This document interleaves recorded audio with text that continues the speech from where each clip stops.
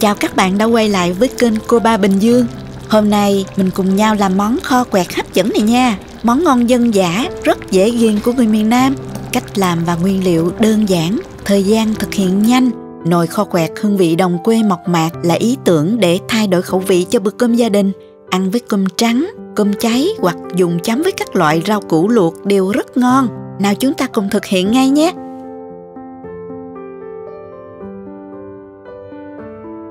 Chúng ta cần chuẩn bị vài nguyên liệu đơn giản như sau.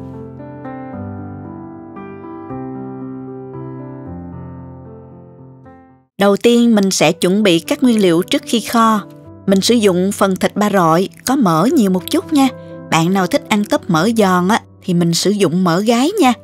Mình đã rửa sạch với muối rồi. Bây giờ mình sẽ lạng bỏ đi phần da nè. Rồi cắt khối vuông khoảng 1 đến 1,5 cm. Cỡ như vậy nè các bạn.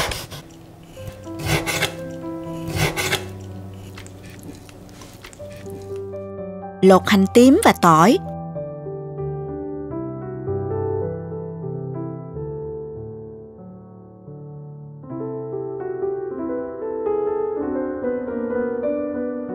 Hành tím thì mình đập dập và băm to nha. Còn phần tỏi này thì mình đập dập là được. Cắt khúc phần đầu hành. Cắt nhuyễn thêm một ít lá hành nữa nha. Ớt thì mình bỏ cuốn. Bạn nào thích ăn cay nhiều thì mình đập dập nó ra. Phần tiêu sọ này thì mình sẽ giã bể sơ thôi như vậy nè. Khi ăn trúng hạt tiêu thơm lắm. Cho nhánh tiêu xanh vô cối giã dập sơ luôn ha. Tiêu này là tiêu non, không cay nhiều, còn rất thơm nữa. Nếu bạn nào có tiêu lớp thì sẽ càng ngon hơn. Phần tôm này thì mình cho nước ấm vào ngâm trong 10 phút cho tôm mềm. Rồi rửa sạch và để ráo nước nha các bạn. Trước khi làm kho quẹt thì mình sẽ pha sẵn hỗn hợp gồm có nè 100 g nước mắm. Lưu ý các bạn làm món này nguyên liệu chính là nước mắm. Vì vậy các bạn nên chọn loại nước mắm ngon thì món ăn mới ngon được nha. 70 g đường và 50 g nước. Khuấy đều lên cho đường tan. Các bạn nhớ cân lượng cho chính xác nha. Bây giờ mình sẽ bắt đầu kho quẹt nha. Nồi nóng rồi mình sẽ cho mỡ vào phi nè, với lửa vừa. Đối với món này thì mình dùng nồi đất hoặc nồi gang sẽ giúp món ăn giữ nhiệt lâu. Mùi thơm bốc lên khi dọn ra bàn càng hấp dẫn hơn. Thỉnh thoảng các bạn đảo đều để tóp mỡ không bị cháy á. Ngày xưa đó các bạn, món kho quẹt này làm đơn giản hơn. Chỉ cần nước mắm, đường và tiêu kho cho sắc lại. Dùng đũa quẹt ăn với cơm trong những lúc khó khăn hoặc những ngày mưa bão không đến chợ được á. Giờ thì kho quẹt có thêm tôm khô, tóp mỡ nữa, ăn thêm phần thú vị. Khi mà thấy mỡ vàng rồi thì mình vớt hết tóp mỡ ra ha.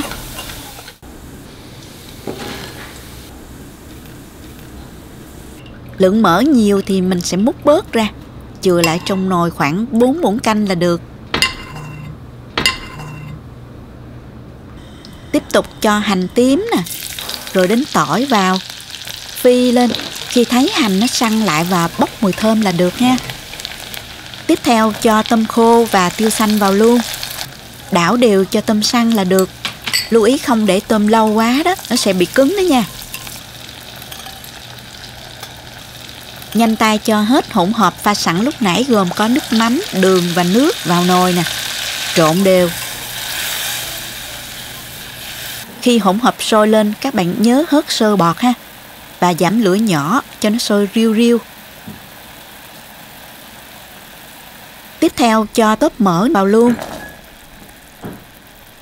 Trộn đều. Khoảng 2 phút sau, các bạn cho thêm nửa muỗng cà phê bột ngọt cho điều vị. Và cho tiêu sọ vào luôn. Lúc này mình sẽ cho thêm 1 muỗng canh tương ớt để tạo độ sánh cho món kho quẹt, đồng thời giúp tăng thêm màu sắc cho món kho. Mình sử dụng tương ớt Jolimet rất thơm và rất ít cay. Cho vài trái ớt, vài cái đầu hành và một nhánh tiêu xanh cho thêm hấp dẫn ha. Mình cho hỗn hợp sôi riu riu khoảng 1 phút nữa là được nha. Khi thấy nước trong nồi cạn bớt và sánh lại như vậy nè là được rồi đó.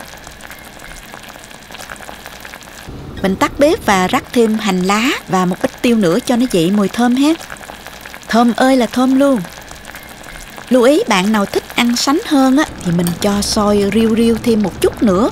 Lượng nước trong nồi còn khoảng 1/2 hoặc 1/3 là được nha các bạn. Món này chấm với rau củ luộc rất hợp. Các bạn sử dụng loại rau củ nào cũng ngon hết nha. Hôm nay thì mình có các loại rau củ này mới hái ngoài vườn vô nè các bạn. Mỗi thứ một ít, mình sơ chế rồi ngâm muối và rửa sạch ha. Nước sôi nè, mình cho một chút muối và cho rau củ vào luộc.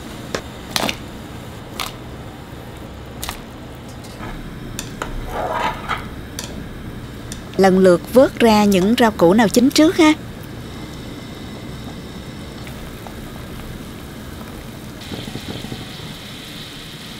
Đậu bắp thì mình luộc sau. Rồi mình vớt ra luôn nha.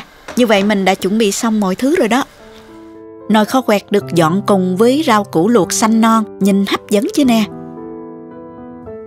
Độ giòn ngọt của rau non được chấm cùng nước kho quẹt ngon khó cưỡng luôn các bạn ơi. Món này giúp chúng ta tiêu thụ một lượng rau củ rất nhiều mà không hề ngán chút nào. Món kho quẹt này muốn kho ngon, các bạn nên kho có màu nâu vừa phải, không đen quá, có độ sệt vừa, thơm mùi đặc trưng của nước mắm cùng gia vị. Nước kho béo béo, có vị cay và vị mặn đậm đà nhưng vẫn pha chút ngọt ngọt rất đặc trưng. Tóp mỡ giòn thơm và tôm khô mềm thấm vị. Chúc các bạn dùng cơm thật ngon với món kho quẹt các bạn nhé. Nhớ bấm đăng ký và bấm vào cái chuông để đón xem những món ăn mới nhất trên kênh Cô Ba Bình Dương nha.